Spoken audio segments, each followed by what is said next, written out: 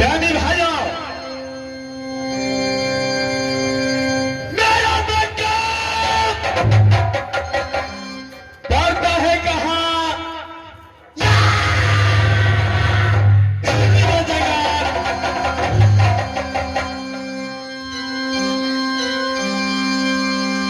मेरी माँ की नाम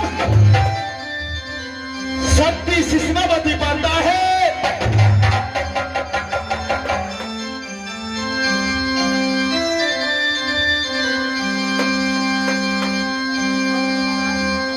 एक जंगल की देवता जिस दिन मैंने ये घोर जंगल में जन्म लिया, उस दिन वही जंगल का देवता मेरा पालन पोषण किया, जिसे नाम सती बंदेली पड़ता है। उसे मैं ये अपना धर्म की नानी मानता हूं।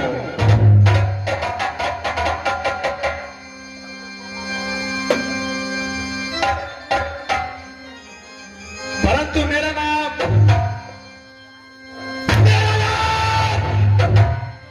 जिस दिन मैंने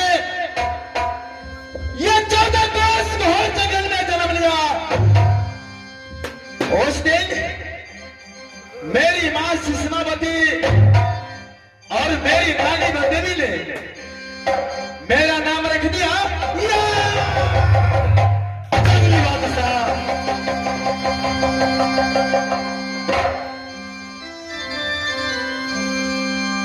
वही मेरा नाम जंगली बादशाह पड़ता है।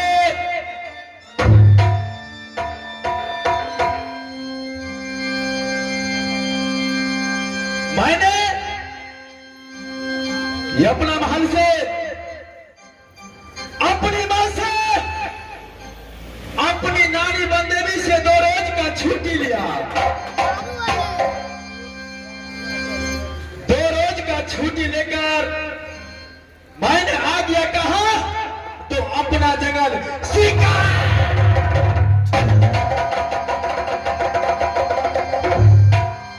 आज मेरा इस जंगल में 6 रोज गुजर रहा है। आज मेरा एक अपनी मां की याद आ गया है। आज मेरा दिल करता है कि कब मैं जाकर के अपनी मां से मुलाकातें करूं, अपनी मां की गोद में खेलूं और कुछ देर अपना रंग महल में आराम करूं। इस समय मैं एक घोर जंगल से चलता हूं, कहां तो अपना महल की ओर।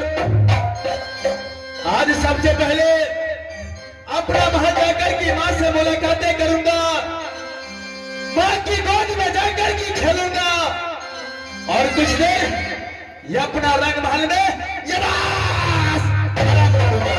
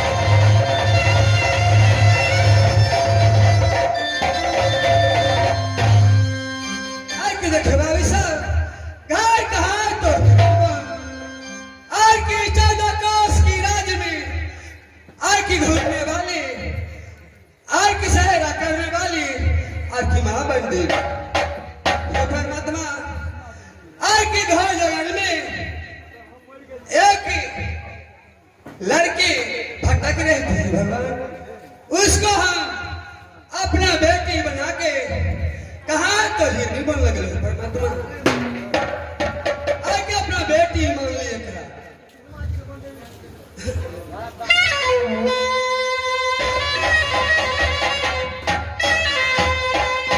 आगे का कह छे आके एक बालक जन्म ले परमात्मा